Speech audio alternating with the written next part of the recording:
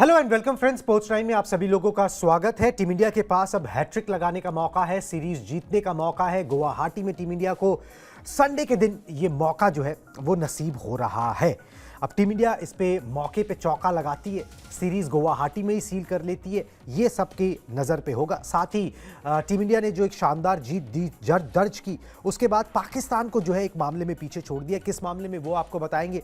Mitchell Santner का बोलना है कि भाई जैसी टीम इंडिया की लाइनअप है ना इस फॉर्मेट के अंदर, हमको तो लगता है 300 बनाने पड़ेंगे, तब जाके जो है वो दाल गलती हुई नजर आएगी।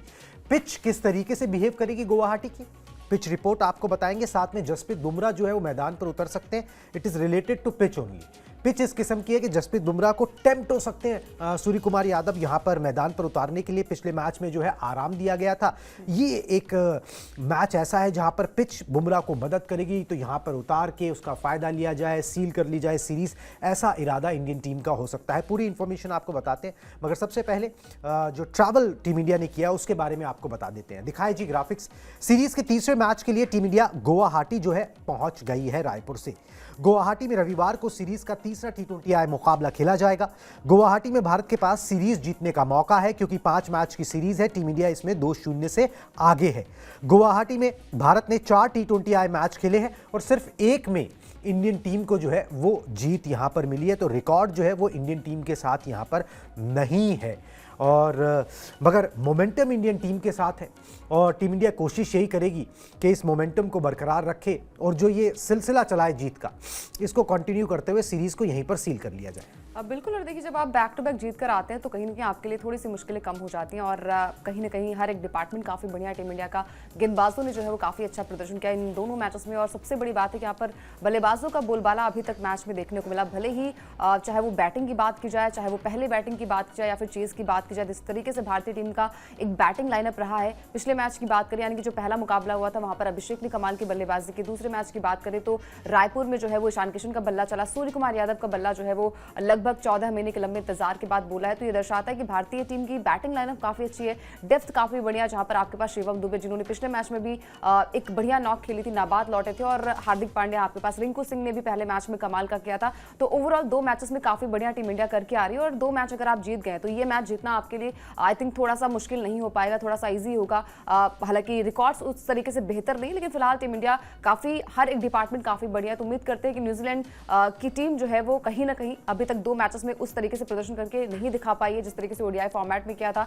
भारतीय टीम का जो पलड़ा है थोड़ा सा यहाँ पर भारी दिखाई दे रहा है। भारतीय टीम का पलड़ा एकदम भारी दिखाई दे रहा है। हो भी क्यों ना, एक भारी भरकम परफॉर्मेंस जो है टीम इंडिया ने दी है और उनका कप्तान जो है वो भी एक भारी भरकम खिलाड़ी है जिसने कमाल की परफॉर्मेंस दे रखी है। अब वो दोबारा से फॉर्म में आता हुआ नजर आ रहा है। एक ग्राफिक्स दिखाता हूँ, पता लग जाएगा इंडियन टीम किस लेवल पे ऑपरेट कर रही है। और पाकिस्तान का उन्होंने जो है ना वो रिकॉर्ड जो है वो तोड़ दिया, एक मामले के अंदर उन्हें पीछे छोड़ दिया है। T20I में 200 प्लस रन का टारगेट सबसे तेज चेस करने वाली टीमें जो है ना वो आपकी स्क्रीन पर है। भारत उसमें सबसे पहले है, क्योंकि उन्होंने 28 गेंद रहते हुए 200 प्लस का टारगेट, 209 रन का टारगेट अचीव किया।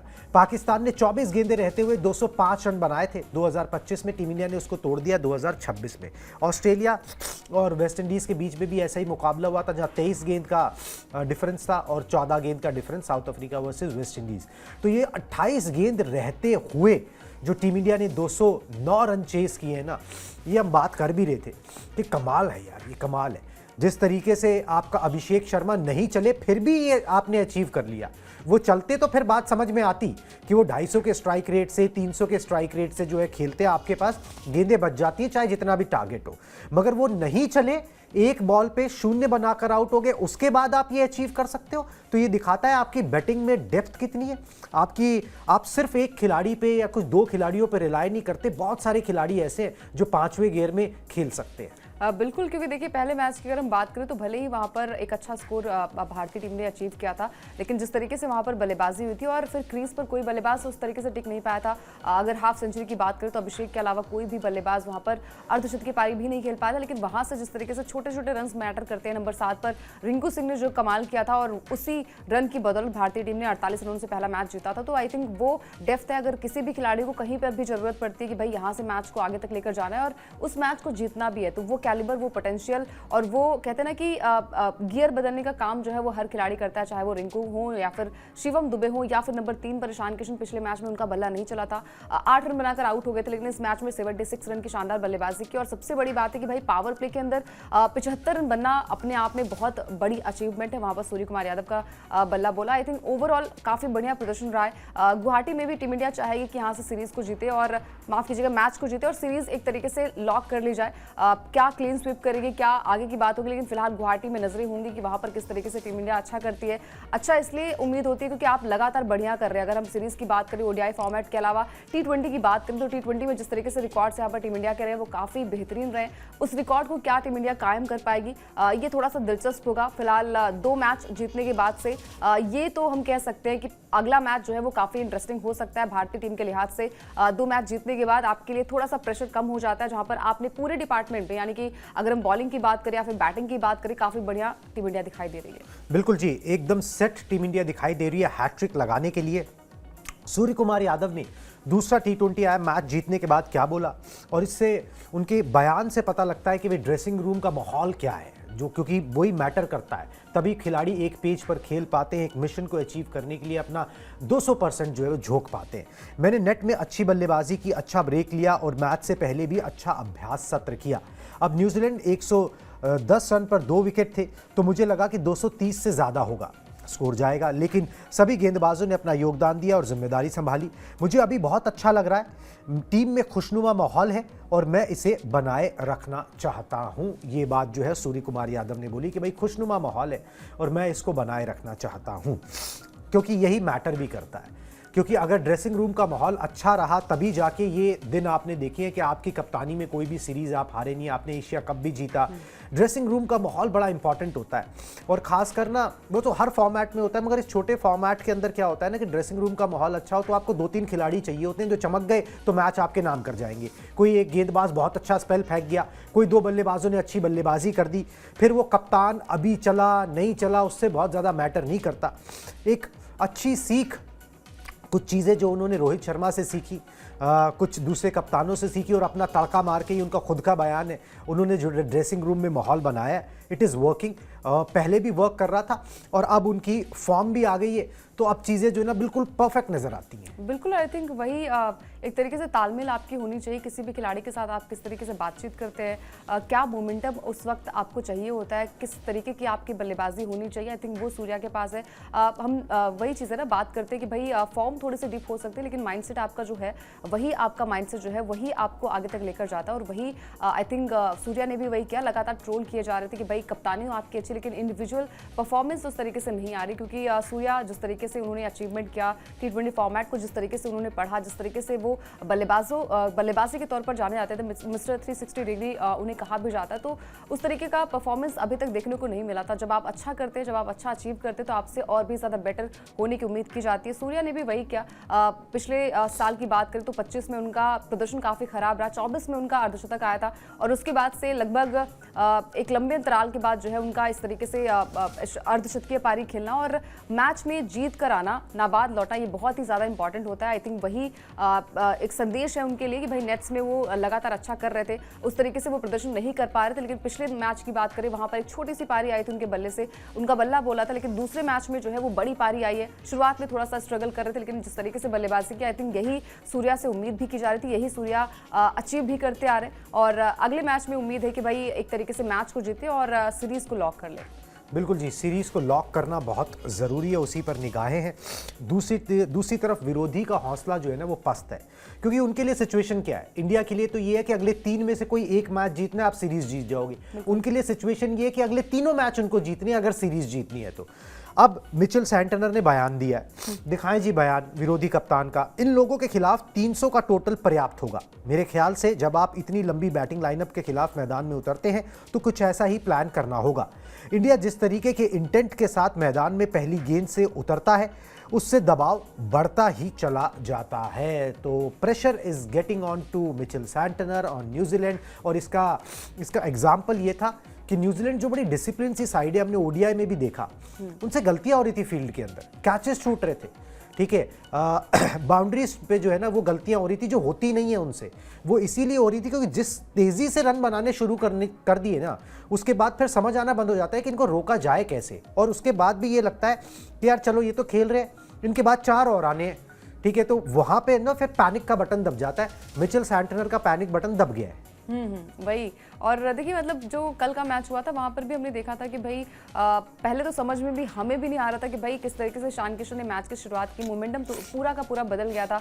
6 पर अगर आपके 2 विकेट हैं और पावर प्ले में ही अगर आपके 2 विकेट गिर जाएं, और सबसे बड़ी बात है कि आपके टॉप ऑर्डर बैट्समैन आउट हो जाएं। अभिषेक ने पिछले मैच में जो प्रदर्शन किया था, संजू ने जिस तरीके से अभी तक प्रदर्शन किया है T20 फॉर्मेट में, तो कहीं ना कहीं उनका आउट हो जाना, और फिर उसके बाद से ईशान किशन का पिछले मैच में बल्ला नहीं चला था, उस तरीके से कंफर्टेबल वो नहीं नजर आ रहे थे। लेकिन जिस तरीके से उन्होंने मोमेंटम को सेट किया और मैच को आगे तक लेकर गए, कहीं ना कहीं सामने वाली टीम को सोचने पर मजबूर कर दिया कि भाई इनको किस तरीके से आउट किया जाए, क्योंकि हर एक ओवर में जो है वो चौके और छक्के की बरसात ईशान किशन कर रहे थे। साथ दिया यहाँ पर सूर्य कुमार यादव ने, और सूर्य कुमार यादव को तो स्ट्राइक भी नहीं मिल रही थी। तो ये चीजें दर्शाती है कि भाई अगर कोई एक खिलाड़ी अच्छा कर रहा है तो वो लगातार किस तरीके से मैच को आगे तक लेकर जाता है। आई थिंक वही भारतीय टीम ने किया, और यही समझने में आई थिंक थोड़ी सी गलतियां हो गई। मिचेल सैंटनर ने सही किया कि भाई 300 रन बनाने पड़ेंगे अगर आपको मैच को जीतना है। अगर आपकी पहली बल्लेबाजी आ जाती है तो आपको स्कोर बोर्ड पे अच्छे खासे स्कोर लगाने पड़ जाएंगे। अगर 250 का भी आई थिंक स्कोर होता स्कोर बोर्ड पे, तो भी टीम इंडिया के पास इतनी ज्यादा गेंदें थी कि वो मैच को अपने नाम कर सकती है। तो ये चीजें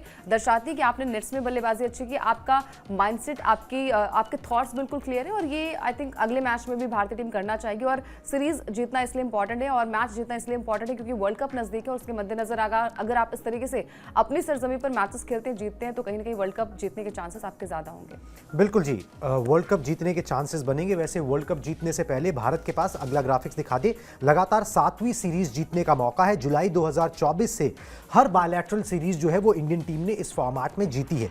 सूर्या की कप्तानी में 8 द्विपक्षीय series, bilateral series team India जीत चुकी है। T20 फॉर्मेट में एशिया कप भी भारत ने जीता, और T20 वर्ल्ड कप से पहले ये आखिरी T20 सीरीज है जहां पर टीम इंडिया ये झंडे जो है वो गाड़ सकती है।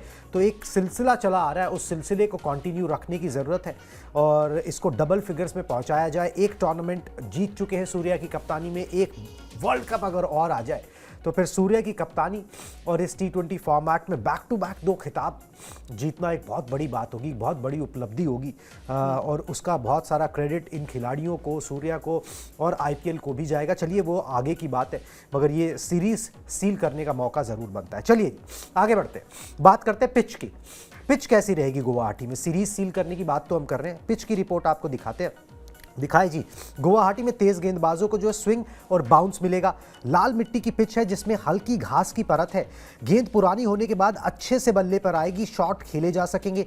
गुवाहाटी में भी ओस का असर जो है ना वो साफ देखने को मिलेगा। तो पिच रिपोर्ट जिस तरीके की है, ड्यू की बात हो ही रही है, तो सीधी से मतलब है, इसमें कोई शक नहीं है, कोई शुबा नहीं है कि अगर जो भी टीम टॉस जीतती है पहले गेंदबाजी चुने, तो पिच का जूस जो है उसके गेंदबाज निकाल लेंगे, और उसके बाद जब ड्यू पड़ेगी तो उसका फायदा उसके बल्लेबाज उठा लेंगे। तो 25 से 30% का आराम से एडवांटेज बिना कुछ कहे आप यहां पर गेन कर सकते हो अगर टॉस के बॉस बन जाते हो। वो अपने हाथ में नहीं होता, वो तो खैर टॉस का सिक्का किसी के भी पक्ष में गिर सकता है, मगर हाँ कंडीशंस हमने आपको ये बता दी कि इस तरीके की प्रिवेल ज़रूर यहाँ पर करती हैं। जो टॉस जीतेगा उसको एडवांटेज ज़रूर रहेगा। बिल्कुल, और देखिए पिछले मैच में हमने देखा कि टॉस जीतने के बाद एडवांटेज आपके पास होता है, आप फैसला ले सकते हो, और यही फैसला आई थिंक दोनों टीमें ही लेना चाहेंगी। जब आपको पता है कि भाई ड्यू फैक्टर है तो आप सबसे पहले गेंदबाजी करिए, वहाँ से आप जल्दी से जल्दी विकेट्स आप ले सकते हो, उसके बाद आप इजीली चेज कर सकते हो। तो आई थिंक यही माइंडसेट जो है वो दोनों टीम का होने वाला है। क्या कुछ यहाँ पर स्ट्रैटेजी होगी, क्या कुछ यहाँ पर रणनीति यहाँ पर दोनों टीम अपनाएगी। हालांकि भारतीय टीम बहुत ही रिलैक्स होगी, बैक टू बैक 2 मैच जीतना, उसके बाद आपको पता है कि भाई 3 मैच में अगर आप एक भी मैच जीतते हैं तो आपके नाम में सीरीज हो जाएगी। लेकिन हाँ, यहाँ पर भारतीय टीम को ये जानने और समझने की आवश्यकता है कि भाई हर एक मैच में आप किस तरीके से इंपैक्ट डालते हैं, किस तरीके से आपकी बल्लेबाजी है, किस तरीके से आपकी गेंदबाजी है, हर एक डिपार्टमेंट आपका अच्छा होना चाहिए। वो अभी तक 2 मैच में भारतीय टीम ने करके दिखाया, और पिछला मैच तो काफी बेहतरीन रहा। मतलब 15वें ओवर के अंदर आपने मैच को जीता, और लगा ही नहीं कि मैच कब शुरू हुआ और कब खत्म हो गया, ये दर्शाता है कि भारतीय टीम की जो स्ट्रेंथ है, जो बेंच स्ट्रेंथ है वो काफ़ी बढ़िया है। और जिस तरीके का अभी तक का कॉम्बिनेशन रहा है, जहां पर संजू के बल्ले से ही अभी एक ड्यू पारी एक तरीके से उनकी है, क्योंकि पिछले 2 मैच में उनका बल्ला नहीं चला था। शुरुआत काफ़ी बढ़िया करते हैं, मतलब शुरुआत तो चौके और छक्के के साथ करते हैं, लेकिन फिलहाल आई थिंक थोड़ा सा उन्हें स्लो खेलने की आवश्यकता है, क्योंकि सामने अगर आपके अभिषेक है तो वो थोड़ा पारी को संभाल सकते हैं। आपके बल्ले से पारी इसलिए आना बहुत ज़्यादा इंपॉर्टेंट है, क्योंकि ईशान किशन का बल्ला चल रहा है। अगर आप इसी तरीके से मतलब अच्छा प्रदर्शन नहीं कर पाएंगे, शुरुआत नहीं अच्छी कर पाएंगे, तो कहीं ना कहीं जो वर्ल्ड कप है वहाँ पर कहीं ना कहीं ईशान किशन को फिट किया जा सकता है, क्योंकि वो ओपन भी कर सकते हैं, नंबर 3 पर भी खेल सकते हैं। तो ये छोटी छोटी गलतियाँ अगर आपसे होती हैं तो आपके चांसेस थोड़े से कम हो जाते हैं। फिलहाल भारतीय टीम काफ़ी अच्छी है, काफ़ी अच्छी फॉर्म में है, और गुवाहाटी में भी वही फॉर्म अगर बरकरार है तो ये मैच, ये सीरीज उनके नाम हो सकती है। बिल्कुल जी, फॉर्म तो वही बरकरार रखनी होगी, मगर हो सकता है प्लेइंग 11 वो बरकरार ना रहे। उसका कारण है पिच रिपोर्ट हमने आपको दिखा दी। अब ये कंडीशंस परफेक्ट है कि आप जसप्रीत बुमराह को मैदान पे उतारिए, मैच क्रूशियल है। आप यहाँ पर अगर ऐसी पिच पे जहाँ पे स्विंग है, बाउंस है थोड़ा सा शुरुआत में, अगर आपकी गेंदबाजी आती है, बुमराह आपके पास है, तो आप उसका एडवांटेज ले सकते हो, सीरीज सील कर सकते हो। फिर बाकी बेशक आप 2 मैचेस में उनको आराम दे सकते हो, क्योंकि उसके बाद कोई मतलब नहीं रह जाएगा, सीरीज आपने सील कर ही ली है। तो जसप्रीत बुमराह को मैदान पे उतार सकती है टीम इंडिया। बरसापारा स्टेडियम में तेज गेंदबाजों के लिए मदद है जी। रायपुर में जसप्रीत बुमराह को आराम दिया गया था। नागपुर में उन्होंने 3 ओवर की गेंदबाजी जरूर की थी, 29 रन दिए थे, कोई विकेट हासिल नहीं हुआ था, मगर एक छोर से दबाव बनाने का काम वो करते हैं। हर्षित की जगह प्लेइंग 11 में उन्हें शामिल किया जा सकता है। हर्षित को उन्हीं की जगह पे शामिल किया गया था, क्योंकि उन्हें रेस्ट दिया गया था। कंडीशंस परफेक्ट है। आप बुमराह को अनलीश यहाँ पर करो, सीरीज सील करो, उसके बाद बाकी के 2 मैचेस उनको आराम दो, सीधा वर्ल्ड कप में खेलेंगे। बिल्कुल, आई थिंक यही एक तरीके से रणनीति भी भारतीय टीम की होनी चाहिए, क्योंकि जसप्रीत बुमराह अगर टीम के साथ होते हैं तो एक अलग तरीके का जो बैलेंस होता है, प्रेशर उस तरीके से होता नहीं बाकी गेंदबाजों पर। और अगर आपको सीरीज जीतनी है तो बुमराह का होना बहुत इंपॉर्टेंट है। और यहाँ से अगर आप 2 मैच में उनको आराम देंगे, यानी कि इस मैच के बाद 2 मैच में आराम देंगे, तो कोई बड़ी बात नहीं है। उन्हें आराम दिया भी जाना चाहिए, जिस तरीके से उन्होंने अभी तक अचीव किया है, हर एक फॉर्मेट में काफ़ी बढ़िया किया है। T20 फॉर्मेट की बात करें तो वर्ल्ड कप नजदीक है, उसके मद्देनजर अगर आपको ये मैच जीतना है, सीरीज को लॉक करनी है, तो जसप्रीत बुमराह को टीम में शामिल किया जाना चाहिए, क्योंकि जिस तरीके से वो एक तरीके से जब पार्टनरशिप बिल्ड होती है, जब आपको लगता है कि भाई विकेट्स नहीं गिर रहे हैं, वहां पर विकेट्स लेने का काम जसप्रीत करते हैं। वो कारनामा कई दफा किया है, इसीलिए वो वर्ल्ड क्लास, वर्ल्ड चैंपियन गेंदबाज भी कहे जाते हैं। और यही काम जो है उनका है भी, जिस तरीके से वो गेंदबाजी करते हैं, जिस तरीके से सामने वाली टीम यानी कि विरोधी टीम थोड़ी सी डर जाती है, सहमी से जाती है, बैकफुट पर जाती है, वो काम जसप्रीत करते हैं। और आई थिंक प्लेइंग 11 में मौका उन्हें मिलना चाहिए। हालांकि हर्षित ने भी पिछले मैच में काफी बढ़िया किया था। तो देखिए, किसी न किसी एक को तो जाना पड़ेगा। अगर जसप्रीत आते तो कहीं ना कहीं यहाँ पर हर्षित राणा की जो है एक तरीके से छुट्टी हो सकती है। अदरवाइज बाकी 2 मैच आपके पास बचेंगे, वहां पर आप किसी भी प्लेयर को खिला सकते हैं उनकी जगह। बिल्कुल जी, ये परफेक्ट स्ट्रैटेजी रहेगी। अब परफेक्ट मैच एक और हो जाए, नियर परफेक्ट मैच तो कुछ होता ही नहीं है। तो टीम इंडिया की बल्ले बल्ले, और न्यूजीलैंड जो है फिर थोड़े से कोर्स करेक्शन के साथ T20 वर्ल्ड कप में जाएगा, और आपके हौसले बुलंद होंगे। चलिए जी, इन सब चीज़ों पर हमारी नज़र बनी रहेगी। आप इस ब्रॉडकास्ट में शामिल हुए, इसके लिए बहुत बहुत शुक्रिया।